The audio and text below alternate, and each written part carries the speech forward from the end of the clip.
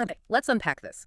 Today, we are taking a deep dive into, I think it's fair to say, one of the most controversial and persistent narratives in modern American political history. It really is. We're talking about the collection of deaths that has become known colloquially and very controversially as the Clinton body count. And the stack of source material you've provided is just immense. It covers decades of speculation, official reports, and counter investigations. That's a lot to get through. It is, and this topic is, it's obviously riddled with political charge. So I want to be very clear about our mission today. It's surgical, and it's strictly objective. Exactly. Our job here is to synthesize the source material, the Yeah. articles, the memos, the independent reports, and really just contrast the official rulings, which, they almost always lean toward suicide, accident, or natural causes, with the documented forensic inconsistencies and just the general surrounding skepticism that has kept this narrative alive for, generations now. That is absolutely the core objective. Yep. For you listening, this isn't an exercise to, find some single capital T truth or to definitively say a conspiracy exists. No. It's really an exercise in high-stakes critical thinking. We're exploring that very complex, very fine line between statistical probability on one hand, Right. which says that, powerful political figures have huge networks and tragedies are just bound to happen in a group that large. Sure, statistically inevitable. But on the other hand, you have this consistent, recurring pattern recognition that just sort of emerges when the official findings repeatedly clash with measurable physical forensic data. Exactly. We're looking for those aha moments that are cited in the sources where the official story and the documented physical evidence just completely diverge. Yeah. Because the power of this whole counter-narrative, it doesn't come from some vague accusation. It comes from very specific details, like, a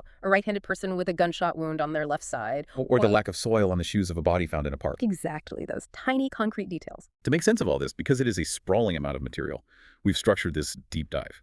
We're going to move chronologically and thematically through three distinct clusters. First, we have to go back to the beginning, into the shadows of 1980s Arkansas. The Mena connection. The Mena drug operations. That really sets the stage for all the procedural skepticism that comes later. And then from there, we move into the pressure cooker of the mid-1990s, Washington, D.C., the big scandals. Whitewater, Travelgate, and all the core insiders who are caught up in it. Right. And then finally, we'll look at the high-profile modern cases, the ones that just keep feeding this narrative, involving figures linked to more recent, even global scandals. So let's establish that foundation. What's so fascinating here is that this whole thing, it doesn't begin in the political spotlight of Washington, D.C. at all. No, it's far from it. It's rooted in these allegations of drug trafficking operations in rural Arkansas back in the 1980s when Bill Clinton was the governor.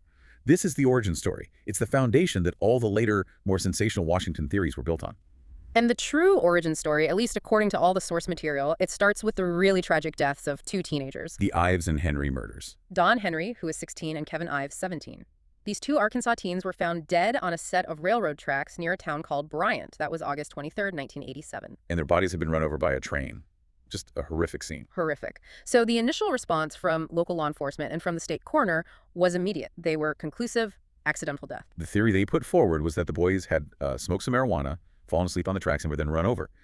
And that swift conclusion, without a lot of forensic follow-up, that's really the first critical point of friction in the sources. And that's because the parents immediately and, vehemently challenged it. They just did not believe the story of a simple accident. No. So they secured a private autopsy. And that private autopsy delivered the first major forensic bombshell of this entire saga. It showed compelling evidence that the boys had been severely beaten. There was evidence of stabbing, significant trauma that happened before they were run over by that train. Which means the initial ruling of accidental death just couldn't account for that level of premortem trauma. It made the first official finding immediately suspect. The result of that was huge for the context of this whole list. After just immense pressure and a grand jury review, the official classification was formally changed. From accidental to homicide. But the case remains profoundly unsolved to this day. And the connection to the broader list, the body count list, it stems from this persistent allegation that was circulating all over Arkansas at the time. The idea that these teens had stumbled upon a high-stakes drug drop. Specifically tied to alleged CIA-linked operations that were funneling contraband through the Mena airport. It is crucial to note here, the source material we looked at is very explicit. There is no direct, substantiated evidence that links Bill Clinton personally to the deaths of Ives or Henry. Right. That's an important distinction. However, the Mensa scandal itself, which happened during his governorship, it involved these deep-seated allegations of either state protection or, willful ignorance about these large-scale smuggling operations that involve federal assets and drug shipments. So the suspicion wasn't direct involvement, but that the teens witnessed something that was being protected by very powerful interests. Exactly. And that initial ruling of accidental death, despite just overwhelming forensic challenges from a private doctor, it's at the critical pattern of skepticism. And that skepticism just intensifies dramatically when you look at the subsequent deaths of people who allegedly knew something about what happened to Henry and Ives. Yeah, over the next 2 years, a lot of people connected to the case started dying.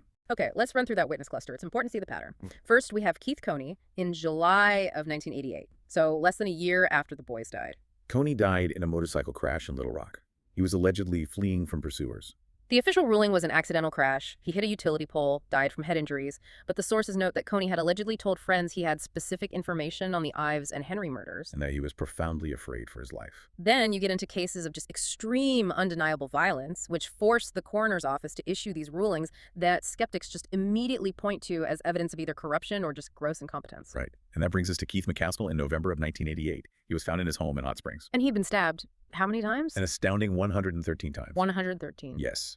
The source material claims McKaskle was tied to the Mena drug operations through a club he managed, and that he knew things linking back to the Ives Henry case. But the shocking detail, the real anchor of skepticism here, is the official ruling. The official ruling was suicide. For 113 stab wounds. The sources state this was just deemed physically and psychologically implausible. I mean, given the sheer number, the location, the severity of those wounds, Of course. that ruling alone drew major controversy around the medical examiner at the time, and it really forms a significant basis for the critique of the entire Arkansas judicial system during that period. It creates this immediate, lasting impression that the findings were either, predetermined to avoid a messy homicide investigation, or that the forensic competence was just non-existent. And the pattern of suspicious suicides just kept going into 1989. Gregory Collins. He was an alleged Ives Henry witness, and he'd actually been subpoenaed for the grand jury. And he was found with a gunshot to the face out in the woods near Benton.